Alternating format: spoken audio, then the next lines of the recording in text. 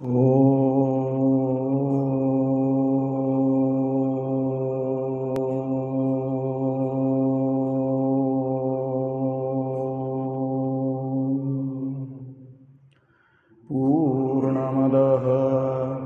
पूर्णमिदं पूर्णात् पूर्णमुदच्यते पूर्णस्य पूर्णमादाय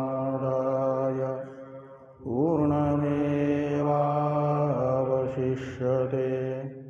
ॐ शान्ति शान्ति शान्तिः। शङ्करं शङ्कराचार्यं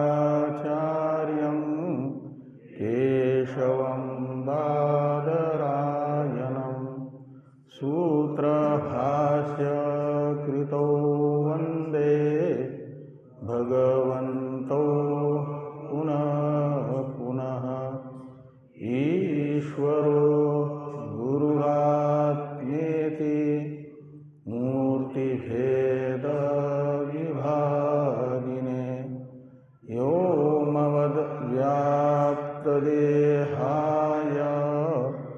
दक्षिणामूर्तये नमः। ॐ शान्ति शान्ति शान्तिः।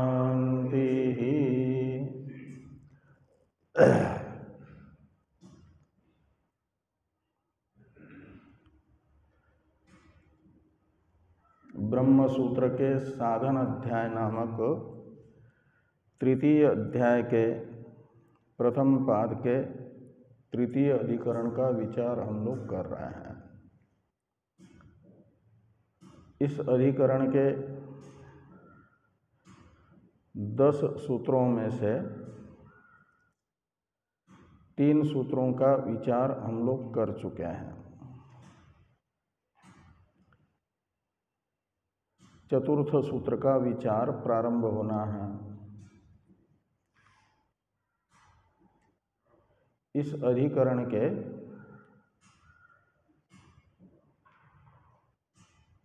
जो प्रथम सूत्र हैं उसके द्वारा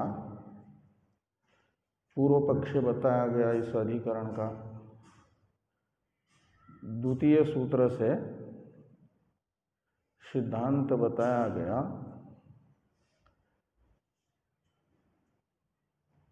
और पूर्व पक्ष के हेतुओं की बाधक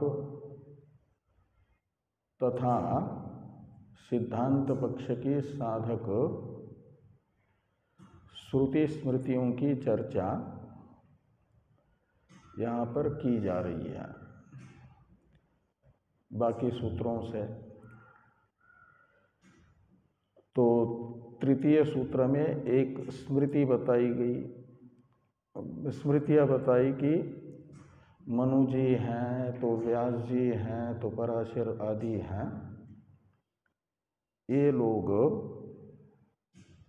जो अनिष्टादि कपूय कर्म है उसका फलोपभोग यम के अधीन होकर के अनिष्टादिकारी करते हैं, ऐसा बताते हैं अपने स्मृति ग्रंथों में। ये स्मरन्ति च इस सूत्र से बताया गया। जो चतुर्थ सूत्र हैं इसका उच्चारण कर लें। अपि च सप्त अपि च सप्त। अपि च ये दो निपात हैं और सप्त ये प्रथमा बहुवचन है।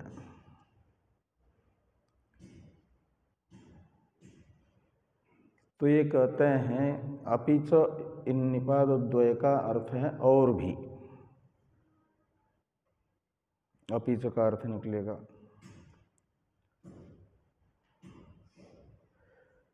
जो श्रुति और स्मृतियों ने अनिष्टाधिकारी यमाधीन होते हैं करके बताया, पूर्व दो सूत्रों से कहा गया, वो तो है ही है। अनिष्टाधिकारी कर्मियों में अनिष्टादि कर्मों का फलोपभोग होता है यमाधीन होकर के। इसका ज्ञापन श्रुति स्मृति से तो होता ही है। और भी अनिष्टादि कर्म का फलोपभोग के लिए स्मृतियों में स्थान भी बताया गया है। और वो स्थान कोई बहुत सुविधा संपन्न स्थान हो ऐसा नहीं। रौरवादि 7 नरक बताए गए हैं। तो वो कहते हैं कि अपिच ने और भी अनिष्टादि पाप कर्मों का फलोपभोग करने के लिए पौराणिकई ही ऐसे ऊपर से अध्याय करना, पूर्व सूत्र से स्मरंती पद का अनुवर्तन लाना और पुरुष विपरिवर्तन करना, यानी एक क्या नाम वाच्य को परिवर्तित करना। वो स्मरंती ये हैं कर्तृवाच्य, इसका विपर्य होगा कर्मवाच्य कर दीजिए। स्मर्यन्ते, ये स्मर्यन्ते, और स्मर्यन्ते इस कर्मवाच्य क्रिया का, कर्मणि क्रिया का कर्ता होगा तृतीयांत। वो पौराणिकई ही ऐसे तृतीयांत पद का अध्याय करिए। तो पुराण के रचयिता स्वयं व्यास जी, उन्होंने पुराणों में पाप कर्मों का फलोपभोग करने के लिए पापियों को अलग अलग 7 नरकों का अपने स्मृति ग्रंथ के द्वारा प्रतिपादन किया। ये बताया कि पापियों को उन 7 प्रकार के नरकों में से किसी न किसी नरकों में जाना होता है। ये अपिच सप्त इस सूत्र का अर्थ निकलेगा। इसी प्रकार का सूत्रार्थ 2 वाक्य से भगवान भाष्यकार बता रहे हैं। अपिच सप्त नरका रौरव प्रमुखा दुष्कृत फलोपभोग भूमित्वेन स्मर्यन्ते पौराणिकैः। अपिच यानी और भी, पूर्वोक्त श्रुति स्मृति से अतिरिक्त भी स्मृतियाँ बता रही हैं कि पाप कर्म का फलोपभोग करने के लिए भोग स्थान के रूप में रौरव आदि 7 नरक पुराणों में वर्णित है। और तान अनिष्टादि कारिणः प्राप्नुवन्ति। तो पुराणों में वर्णित जो यह दुष्कर्म का फलोपभोग स्थान है, उसे कौन प्राप्त करते हैं? तो अनिष्टादि कारिणः तान प्राप्नुवन्ति। पाप कर्म करने वाले उन रौरवादि नरकों को प्राप्त कर लेते हैं। तो जो नरक के अधिकारी हैं वे कैसे स्वर्ग जाएंगे? ये कहा जा रहा है कि कुतस्ते चंद्रम प्राप्नुयुः इति अभिप्रायः। तो नरक के अधिकारी को चंद्र शब्दित स्वर्ग की प्राप्ति कैसे हो सकती है? तो कुतः यह आक्षेपार्थक किम शब्द का प्रयोग है, तहसील प्रत्यांत। और आक्षेपार्थक जब होता है वाक्य तो उसका उत्तर निषेध होता है, यानी किसी भी प्रकार से स्वर्ग की प्राप्ति अनिष्टादि कार्यों को हो नहीं सकती। ये कुतस्ते चंद्रम प्राप्नुयुः का अर्थ निकलेगा।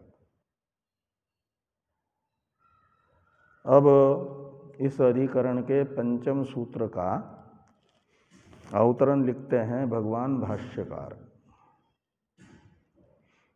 ननु विरुद्धम इदं यमायत्ता यातनाः पापकर्माणो अनुभवन्ति इति। यावता तेषु रौरवादिषु अन्ये चित्रगुप्तादयो नाना अधिष्ठातारः स्मर्यन्ते इति। तो एक आशंका है,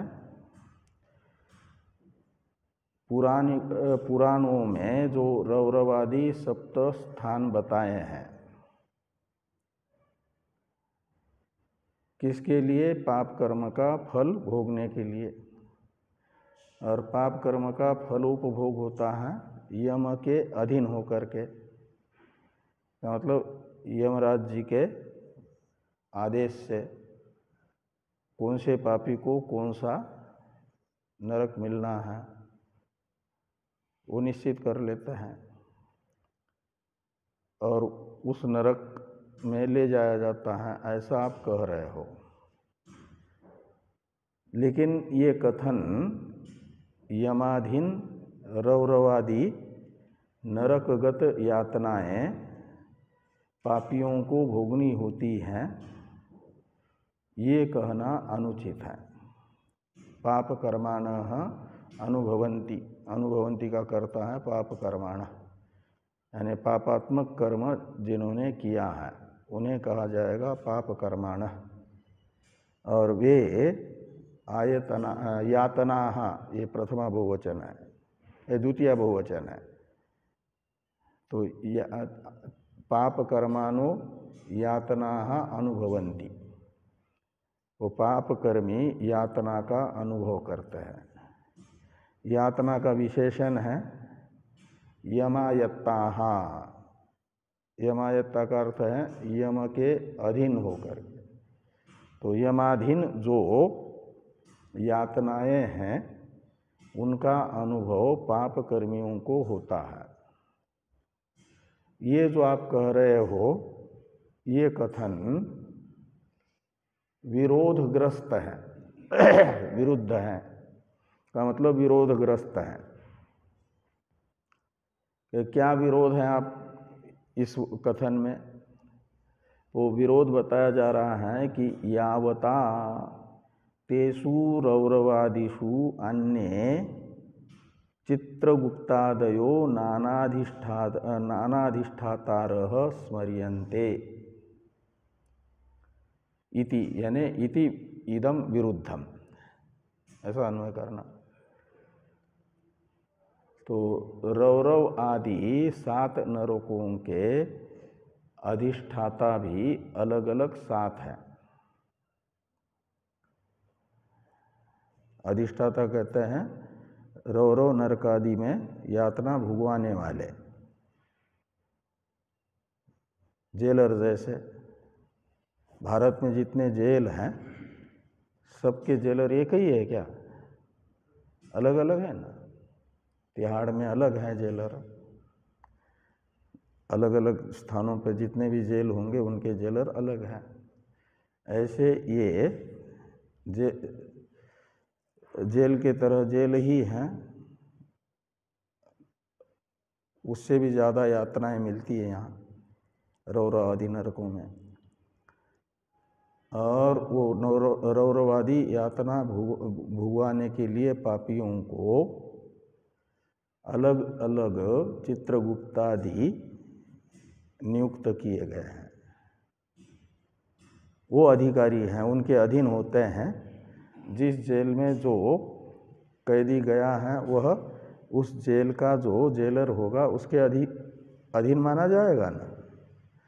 ऐसे अलग अलग 7 नरकों के जो अधिष्ठाता चित्रगुप्तादि हैं अलग अलग, उनके अधीन हो करके यह पाप कर्मों का फलोपभोग करेंगे पापी लोग। तो चित्रगुप्तादि के अधीन है यातनाएं इनकी। और आप कह रहे हो कि यमायत्ता यातना अनुभवंती पाप कर्माण, तो पापी जो हैं यम के अधीन यातनाओं का अनुभव करते हैं। ये जो कथन है ये कथन अनुचित है, विरुद्ध है, ये यहाँ पर कहा जा रहा है।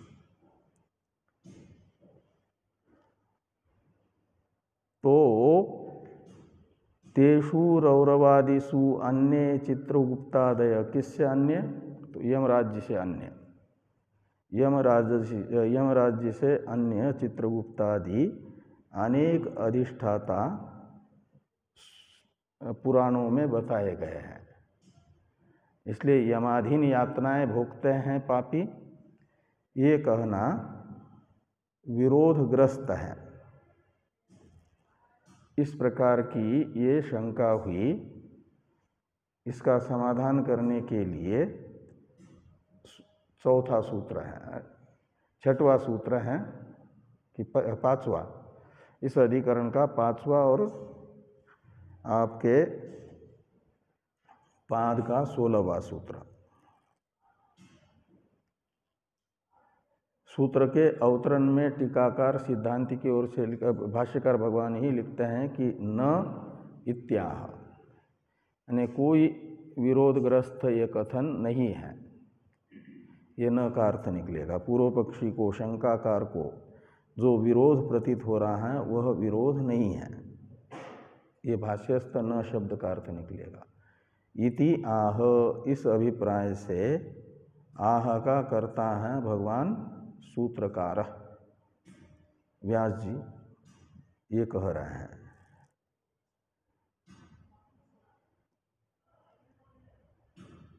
तो इसका उच्चारण कर लें। तत्रापि च तद व्यापाराद विरोधः,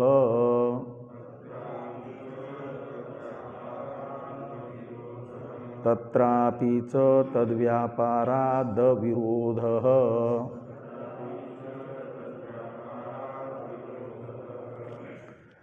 तत्र अपि च तद व्यापारात अविरोध, ऐसे 5 पद हैं। इसमें तत्र ये सर्वनाम परामर्शक हैं रौरवादियों का। तो तत्र यानी तेषु रौरवादिषु अपि च तद व्यापारात, तद व्यापारात में तत्शब्द का तत्शब्द परामर्शक है यमराज्य का। तस्य व्यापारः तद व्यापारः, ऐसा षष्ठी तत्पुरुष समास कर दीजिए। और तस्य यानी यमराजस्य, तो यमराज्य का व्यापार, तद व्यापार शब्द का अर्थ निकलेगा।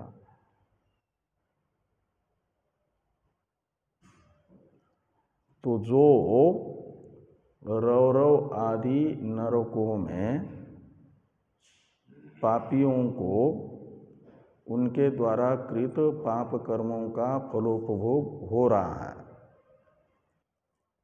वह फलोपभोग साक्षात तो करा रहे हैं कौन? चित्रगुप्तादि। और उन चित्रगुप्तादियों से भी इनको इन नरक की अनुभूति करानी है, ऐसा आदेश दे रहे हैं यमराज जी। से कोर्ट ने जितने वर्ष की सज़ा सुनाई है उतने वर्ष की सज़ा उस व्यक्ति को देनी होती है, जेल में रख करके। सश्रम सजा है किसी को खाली बंद करके रखना है, आम लोगों से मिलने नहीं देना है। ये सब सजाओं का प्रकार होता है ना। तो ऐसा ये यमराज जी चित्रगुप्तादियों को अलग अलग नरकों में पापियों को सजा भुगवाने के लिए नियुक्त करते हैं, उन नरकों के अधिकारी के रूप में, अधिष्ठाता के रूप में। और यमराज जी की प्रेरणा से ये लोग चित्रगुप्तादि पापियों को यातनाएं देते हैं। ऐसा कथन होने से, ऐसा शास्त्र में प्रतिपादन होने से, तो तत्रापि रौरवादिषु अपि नरकेषु यमस्य व्यापारात्, तो यमराज जी का चित्रगुप्तादि को प्रेरणा देना रूप व्यापार होने से अपने मन से किसी को यातनाएं नहीं देते हैं। यमराज जी जो बताएंगे वह करते हैं चित्रगुप्तादि। इसलिए चित्रगुप्तादि के द्वारा जो यातनाएं दी जा रही है वह यमराज जी के द्वारा ही दी गई मानी जाएगी, क्योंकि यमराज जी की आज्ञा से दी जा रही है। इसलिए यमाधीन यातनाएं वे भोगते हैं, ये बात निश्चित होती है, कोई विरोध नहीं है।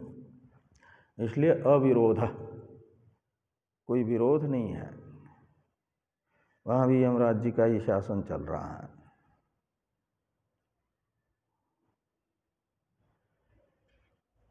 और भी हेतु बताया जा रहा है, पापियों का स्वर्ग में गमन नहीं होता है, पापी स्वर्ग में नहीं जाते हैं। ये जो सिद्धांत है, इस सिद्धांति की दृढ़ता के लिए पंचाग्नि विद्यागत एक प्रश्न तथा उसका उत्तर रूप जो श्रुति है वह भी ज्ञापक है, प्रमाण है। इसे कहा जा रहा है पाद के 17वें सूत्र में और अधिकरण के 6वें सूत्र में। तो ये जो अधिकरण का 6ठ सूत्र है, इसका उच्चारण कर लें। विद्या कर्मणो रीतितु प्रकृतत्वात्,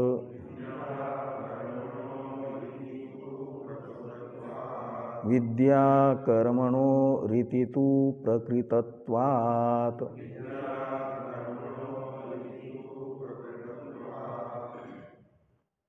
विद्या कर्मणोः इति तु प्रकृतत्वात्। ऐसे 4 पद हैं इसमें।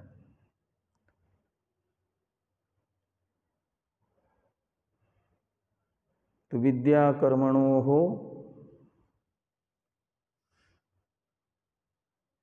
ये षष्ठी द्विवचन है। इति अव्यय है, तू भी अव्यय है, प्रकृतत्वात् पंचम्यंत है। पंचाग्नि विद्या के प्रकरण में राजा प्रवाहन जयवली ने विद्याभिमानी श्वेतकेतु को 5 प्रश्न पूछे, अपने दरबार में आए हुए श्वेतकेतु को। श्वेतकेतु का अध्ययन पूरा हुआ अपने पिता के पास ही, पिता का गुरुकुल था श्वेतकेतु के। अध्ययन पूरा कर लिया, समावर्तन संस्कार हो गया, तो सोचा कि अब मैं तो विद्वान बन गया हूँ, तो सामान्य व्यक्ति के पास क्या विद्या को दिखाना है, अपनी विद्या से सीधे राजा को ही प्रभावित कर लें। तो चला गया राजा के पास, प्रवाहन जयवली के पास, और जा करके बिल्कुल ठूंठ के तरह खड़ा रह गया। उससे वृद्ध वृद्ध ब्राह्मण विद्वान पंडित भी वहाँ पर हैं, न उनको नमस्कार न कुछ। शारीरिक एक भाषा होती है ना शरीर की, उससे राजा समझ गए कि ये अभिमानी व्यक्ति है, इसको अभिमान है। और ब्राह्मण के अभिमान का विषय क्या हो सकता है? विद्या ही हो सकती है। तो उस विद्या के अभिमान को गलित करने के लिए प्रश्न पूछे, 5 अलग अलग प्रश्न पूछे। उसमें से एक प्रश्न ये है कि व्यर्थ यथासो लोको न संपूर्यते। ऐसा एक प्रश्न पंचाग्नि विद्या के प्रकरण में राजा प्रवाहन जयवली का श्वेत केतु के प्रति किया हुआ आता है। उसका अर्थ होता है कि हे श्वेत केतु, तुम जानते हो, व्यर्थ यानी तुम जानते हो कि असोलोक, असोलोक शब्द का अर्थ होता है स्वर्गलोक, कि न संपूर्यते, कि यहाँ रोज पूरे पृथ्वी पर कितने जीव मरते हैं? मनुष्य ही कितने मरते हैं? बहुत सारे मरते हैं। और कौशितकी उपनिषद के अनुसार, ब्राह्मण उपनिषद के अनुसार, यदि जो भी जाता है मरता है वह स्वर्ग ही जाएगा। तो फिर तुम जानते हो कि क्यों नहीं भरता है वो लोग, क्यों नहीं? अब इस हॉल में मान लो लोग आते ही जाए, तो इसकी क्षमता है जितने लोगों को बैठने की, उस क्षमता से अधिक लोग आ जाएंगे तो कहाँ बैठेंगे? हाउसफुल हो जाएगा ना, बाहर खड़ा रहना पड़ेगा, बैठना पड़ेगा। ऐसे स्वर्ग में रोज ही रोज कितने सब जा रहे हैं, जो भी मरेंगे स्वर्ग में जाएंगे तो वहाँ हाउसफुल नहीं होगा स्वर्ग। तब भी हाउसफुल नहीं होता है। क्यों नहीं होता है तुम जानते हो क्या? ये एक प्रश्न श्वेत केतु से राजा प्रवाहन जयवली ने किया। 5 प्रश्न किए, उसमें से एक प्रश्न ये है। तो कहा इसको तो मैं नहीं जानता हूं। ऐसे 5 प्रश्न के फिर कहते हैं कि तुम ये नहीं जानते, वो नहीं जानते, तो कैसे अपने आप को विद्वान समझते हो? और वहाँ से बड़ा तिल मिलाया, लेकिन राजा को कुछ कह नहीं पाया, और आकर के पिता को डांट करके कहता है, तो आपने कैसे कहा कि मैंने तुम्हें सारी विद्या दे दी? एक भी प्रश्न का उत्तर 5 में से देता तो कम से कम मान लेता कि आपने मुझे विद्वान बनाया। लेकिन उस राजा ने मुझे 5 प्रश्न पूछे, उसमें से एक भी प्रश्न का उत्तर नहीं दे पाया मैं। तो क्यों तुम विद्वान हो गए हो, मेरे पास की सारी विद्या तुम्हें मैंने दे दी है, ये प्रमाण पत्र दिया आपने। तो प्रवाहन जयवली से इन प्रश्नों का उत्तर जानने के लिए श्वेत केतु के पिता ने कहा, चलो, जिन्होंने, मैं भी नहीं जानता हूँ, जानता तो ज़रूर बताता, लेकिन इन प्रश्नों का उत्तर जानना ज़रूरी है, तो चलो उनके पास ही चलते। कहते उस राजा के पास मैं नहीं जा सकता, आपको जाना हो जाओ। तो श्वेत केतु के पिता आए और जिज्ञासु बन करके पूछा, उसका उत्तर दिया उन्होंने कि अथ एतयो पथोः न कतरेण चन तानि इमानि क्षुद्राणि असकृद आवर्तिनी भूतानि भवन्ति जायस्व म्रियस्व इति एतत् तृतीयं स्थानम तेन असौ लोको न संपूर्यते। ये उस प्रश्न का उत्तर है कि स्वर्ग में रोज लोग जा रहे हैं, स्वर्ग फुल क्यों नहीं होता है? ये जो प्रश्न था उसका उत्तर देने के लिए कहा कि देखो, उत्तरायण मार्ग और दक्षिणायन मार्ग ऐसे प्रसिद्ध दो मार्ग हैं, लेकिन इन मार्गों में जाने के लिए शास्त्र ने बताई हुई उपासनाएं जो करता है वो उत्तरायण मार्ग से जाता है। शास्त्र ने बताए हुए इष्टादि कर्म जो करता है, पुण्य कर्म, वह धूम्यान मार्ग से जाता है। ये तयो पथोर का मतलब हुआ इन दो मार्ग के प्रापक जो दो साधन हैं, विद्या और कर्म।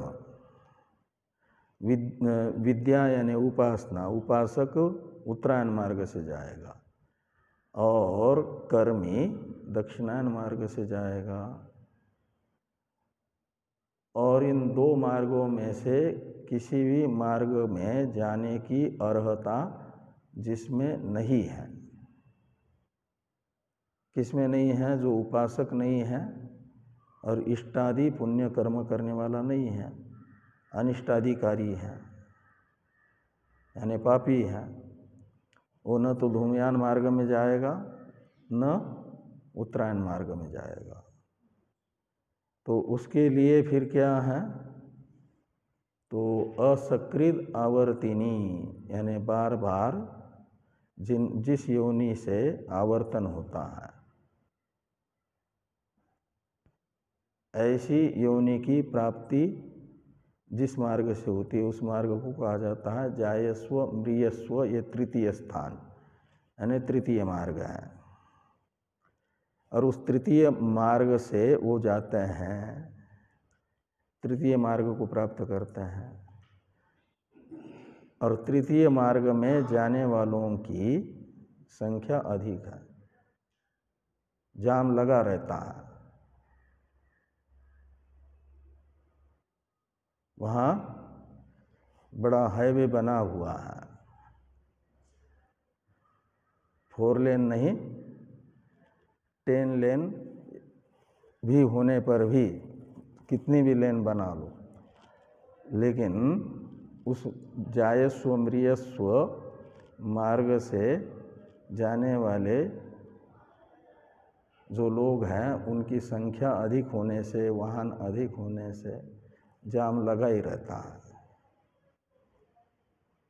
पापी ज़्यादा है कि पुण्य कर्म करने वाले ज़्यादा है संसार में? पापी। तो वो जायस्व म्रियस्व तृतीय मार्ग में जाते हैं, वो स्वर्ग पहुंचते ही नहीं हैं। मर रहे हैं बहुत, लेकिन जो मरेंगे वो सब के सब स्वर्ग थोड़ी जाएंगे। तृतीय मार्ग से जाया जाता है कीट पतंगादि योनियों में, नरकादि योनियों में। और पुण्य कर्म करने वाले कुछ इनकी अपेक्षा कम, लेकिन उपासकों की अपेक्षा अधिक होते हैं। तो वहाँ भी गाड़ियाँ चलती हुई मिलती हैं, जाम नहीं लगता, कहीं कहीं किलोमीटर का जाते रहते हैं पुण्य कर्म करने वाले स्वर्ग में। और उत्तरायण मार्ग से जाते हैं उपासक, और उपासक बहुत कम होते हैं, तो वहाँ तो खुला मार्ग है, कहीं जाम नहीं मिलेगा। इसलिए 100, 200, 250, 300 जितने भी प्रति घंटा किलोमीटर की रफ्तार से गाड़ियाँ चलानी हो चला सकते हैं। किसमें? उत्तरायण मार्ग में। जैसा लगेगा कि आपके लिए ही बना हुआ है, उपासक के लिए बना ही है, अकेले आप चलोगे उससे। तो उस दृष्टि से यहाँ पर कहते हैं कि विद्या कर्मणो, यानी ये विद्या तथा कर्म से प्राप्तव्य जो दो मार्ग हैं, उन दो मार्ग से, मार्ग में से कर्म मार्ग से, कर्म से प्राप्तव्य जो मार्ग हैं, उसी मार्ग से जाने वाले स्वर्ग पहुँचते हैं।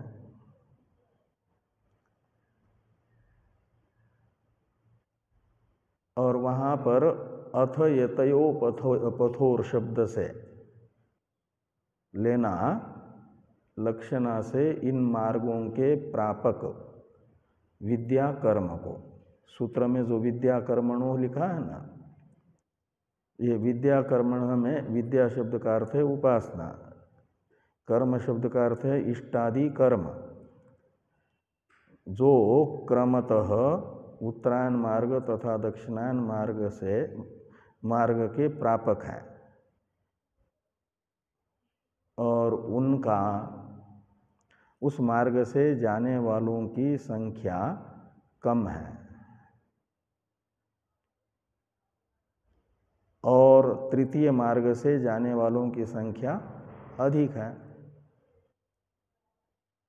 और अधिक होने से तृतीय मार्ग वाले तो स्वर्ग में पहुंचते ही नहीं हैं, इसलिए स्वर्ग लोक फुल नहीं होता है। ये यहाँ पर कहा गया तत्तृतीयम स्थानम तेन असो लोको न संपूर्यते। ये कहा कि यतयो पथोर, इस श्रुतिस्थ येतयोहो इस सर्वनाम से पथ का समानाधिकरण जो ये सर्वनाम है, इससे विद्या तथा कर्म से प्राप्तव्य मार्ग को ही क्यों लिया जा रहा है? तो उत्तर दिया कि प्रकृतत्वात्, क्योंकि प्रकरण यहाँ पर पंचाग्नि विद्या का है, इसलिए विद्या शब्द तथा कर्म शब्द से उन दो मार्गों को लेना है।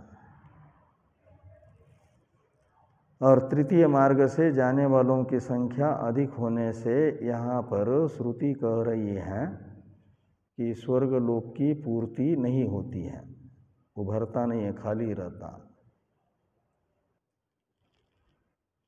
एक तो हेतु ये हुआ कि तृतीय मार्ग से जाने वाले स्वर्ग नहीं पहुँचते हैं, इसलिए स्वर्ग नहीं भरता। और दूसरा एक हेतु है कि स्वर्ग में गया हुआ हमेशा के लिए स्वर्ग में रहता नहीं है।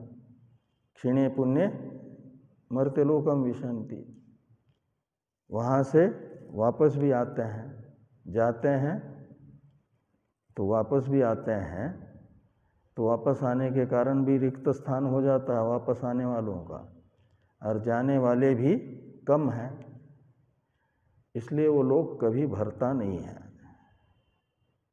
आबादी वहाँ की कम ही रहती है, जितनी कम आबादी उतनी सुविधाएं अधिक होती है कि नहीं, और जितनी अधिक आबादी होगी उतनी सुविधाएं कम रहती हैं, क्योंकि संसाधन उतने ही हैं और उतने ही बांट करके ये करना होगा ना, इसलिए स्वर्ग में सुविधाएं ज़्यादा हैं, आबादी वहाँ की बहुत कम है।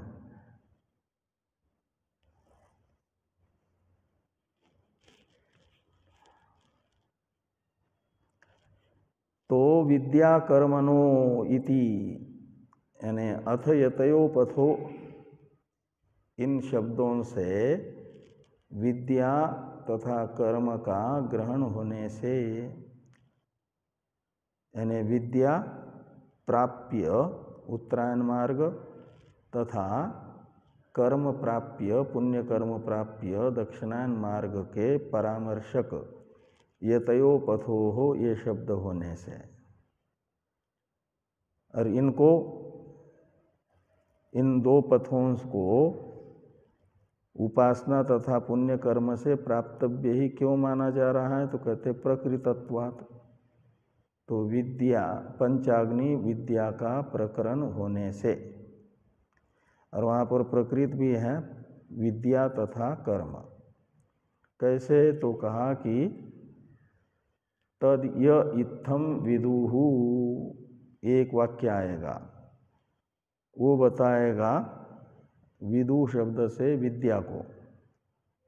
ये इत्थम विदुहु का मतलब है जो पंचाग्नि उपासक हैं वे, और इष्टापूर्ते दत्तम इति उपासते का मतलब इष्ट पूर्त तथा दत्त कर्म का अनुष्ठान करते हैं। वो भी प्रकृत हैं, और प्रकृत अर्थ का परामर्शक माना जाता है सर्वनाम को, और सर्वनाम है येतयोः पथों में येतयोः, इसलिए येतयोः शब्द से इन प्रकृत विद्या तथा कर्म का ग्रहण हुआ।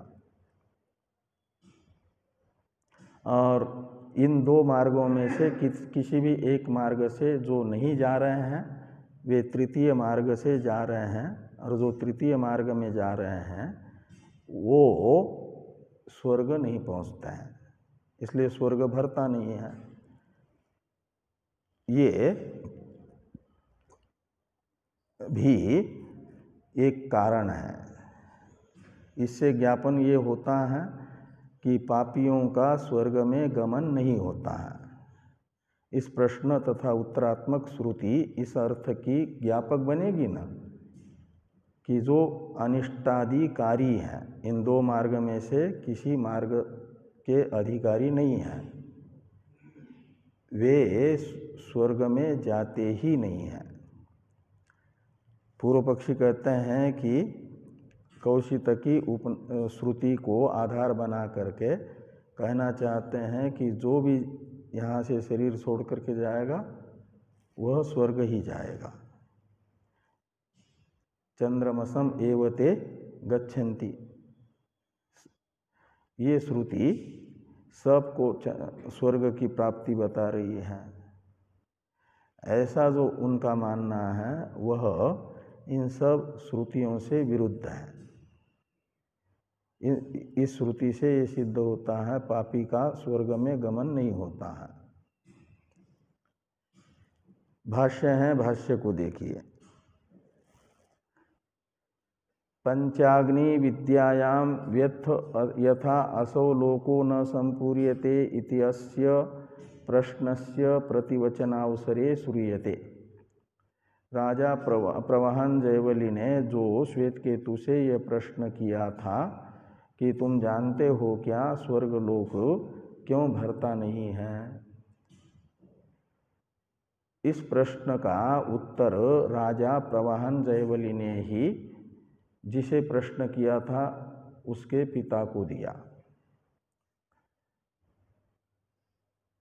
और उस समय यह उत्तर वाक्य है कि अथ एतयोः पथोर न कतरेण चन तानि इमानि शूद्रानि असकृद आवर्तीनि भूतानि भवन्ति जायस्व म्रियस्व इति एतत् तृतीयं स्थानम् तेन असौ लोको न संपूर्यते इति।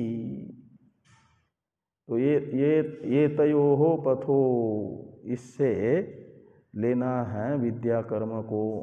इसे आगे बता रहे हैं भगवान भाष्यकार कि तत्र एतयोः पथो इति विद्या कर्मणो इति एतत् का अर्थ इत्यर्थ।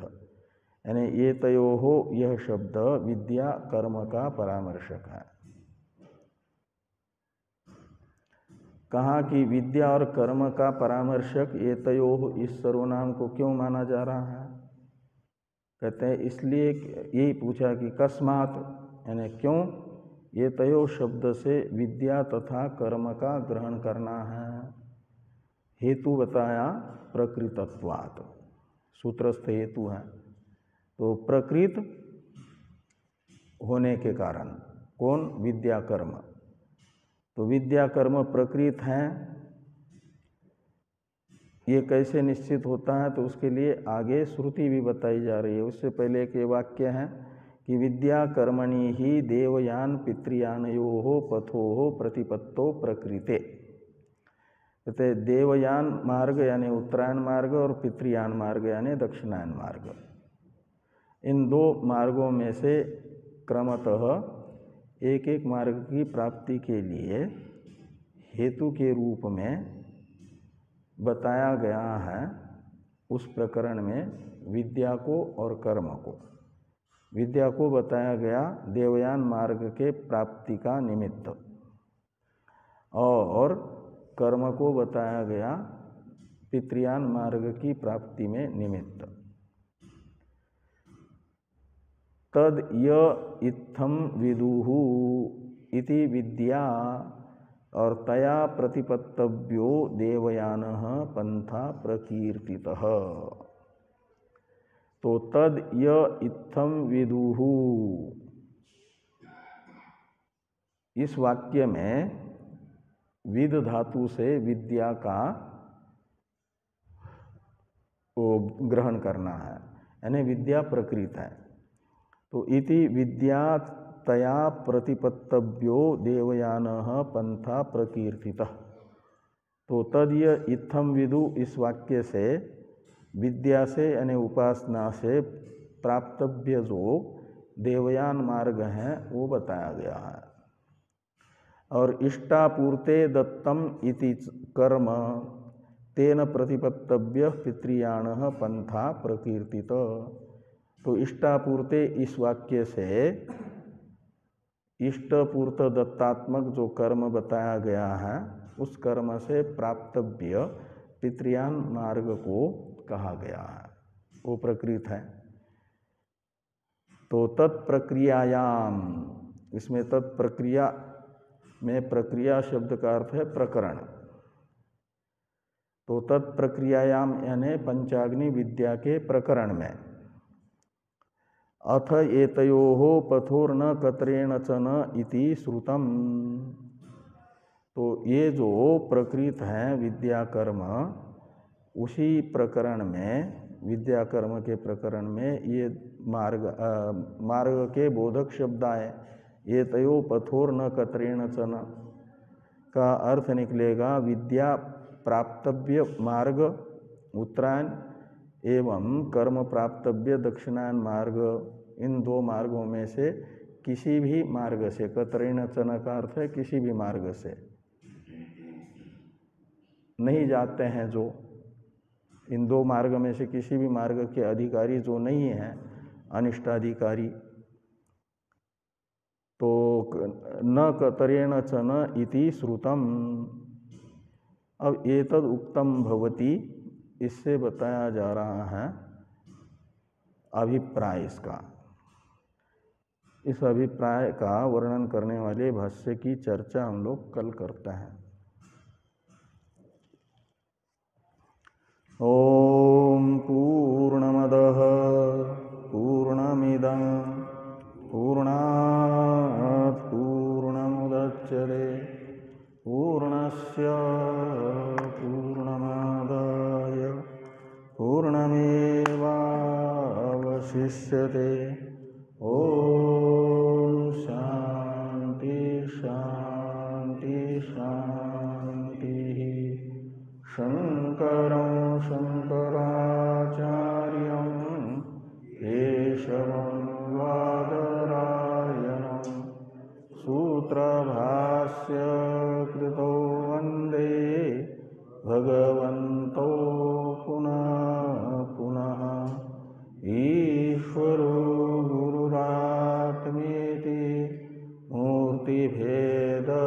विभागिने व्योमवद्व्याप्तदेहाय दक्षिणामूर्तये नमः। ॐ शान्ति शान्ति शान्ति।